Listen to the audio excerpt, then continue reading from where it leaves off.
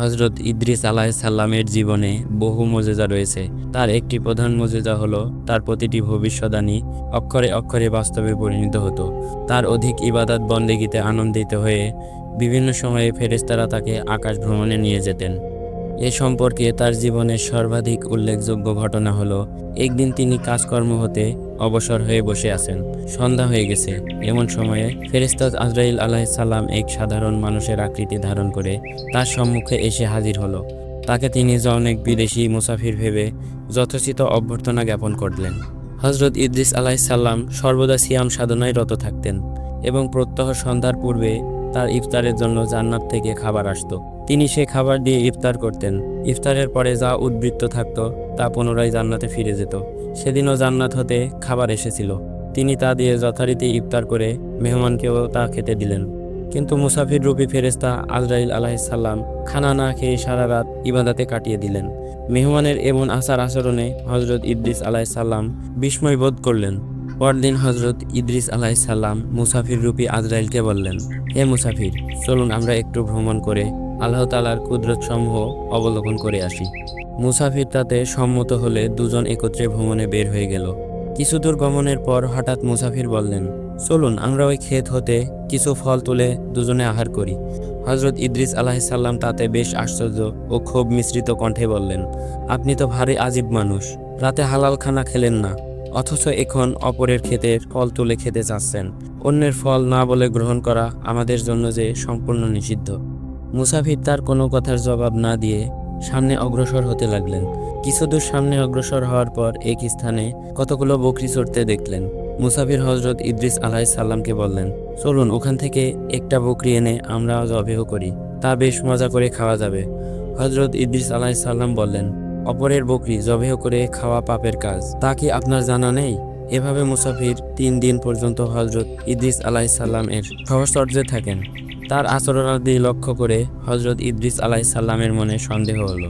তিনি ভাবলেন, এ ব্যক্তি নিশ্চয়ই মানুষ নয়। কাজেই তিনি আগন্তুককে বললেন, আল্লাহর কসম, আপনি আপনার প্রকৃত পরিচয়টা বলুন। মেহমান বললেন, আমি কোনো মানুষ নই, আমি একজন ফেরেশতা, আমার নাম মালাকুল মউত আজরাইল। হজরত ইদ্রিস আলাইহিসসালাম আজরাইল আলাইহিসসালাম এর পরিচয় অবগত হয়ে বললেন, আপনি কি দুনিয়ার যাবতীয় প্রাণীর জান কবজ করে থাকেন? আজরাইল আলাইহিসসালাম বলেন, হ্যাঁ। ইদ্রিস আলাইহিসসালাম বললেন, আপনি আমারও জান কবজ করতে এসেছেন? আজরাইল আলাইহিসসালাম বলেন, না, আপনার সাথে ভ্রাতৃত্ব স্থাপন করতে এসেছি। আমার একান্ত ইচ্ছা যে আপনি আমার এ প্রস্তাবে রাজি হবেন। হজরত ইদ্রিস আলাইহিসসালাম বললেন, আমি আপনার সাথে এক শর্তে ভ্রাতৃত্ব স্থাপন করতে পারি। তা হলো আপনি আমাকে একবার মৃত্যুর স্বাদ উপভোগ করাবেন।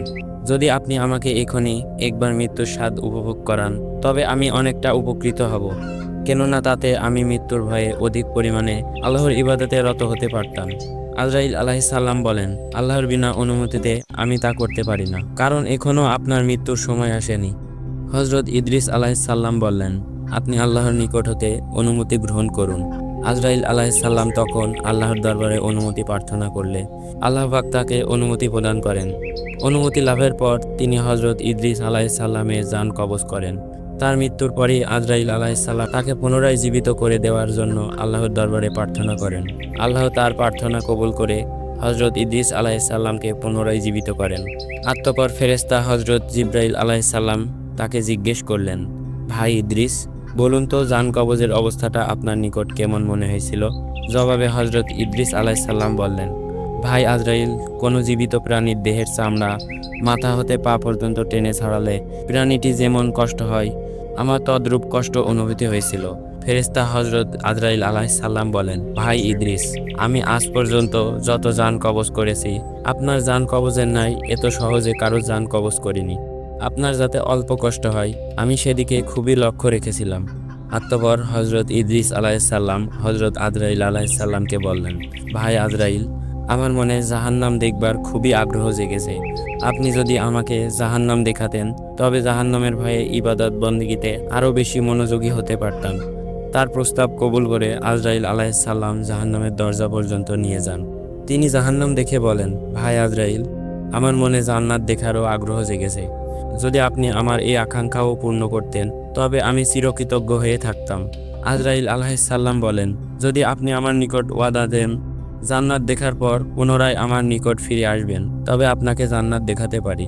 হজরত ইদ্রিস আলাইসাল্লাম তাতে সম্মত হলে আজরাইল আলাইসাল্লাম তাকে জান্নাতের দরজায় পৌঁছে দিলেন। তিনি জান্নাতের দরজায় নিজের জুতা খুলে রেখে তার ভিতরে প্রবেশ করে কিছুক্ষণ ঘুরে ফিরে দেখে তারপর ফিরে এসে নিজেদের ওয়াদা রক্ষা করেন, কিন্তু আবার পরক্ষণেই জুতা পায়ে দিয়ে এক দৌড়ে বেহেশতের ভিতরে ঢুকে পড়েন। আজরাইল আলাইসাল্লাম তাকে ডেকে বলেন, ভাই ইদ্রিস, আপনি আবার জান্নাতে প্রবেশ করলেন কেন? তাড়াতাড়ি চলে আসুন, আমি আপনাকে দুনিয়ায় পৌঁছে দিয়ে আমার অন্যান্য কাজে রত হব। আজরাইল ও ইদ্রিস আলাইসাল্লামের মধ্যকার উল্লিখিত সব কথোপকথনের পর আল্লাহ পাক আজরাইল আলাইসাল্লামকে লক্ষ্য করে বললেন, আজরাইল, তুমি ইদ্রিসকে রেখে চলে যাও, এটাই তার তাকদীরের লিখন। ঠিক তখনই মহান আল্লাহ তাআলার হুকুমে হজরত আজরাইল আলাইসাল্লাম সেখান হতে চলে গেলেন। তখন থেকে হজরত ইদ্রিস আলাইসাল্লাম আজ পর্যন্ত জান্নাতের ভেতরেই অবস্থান করছেন।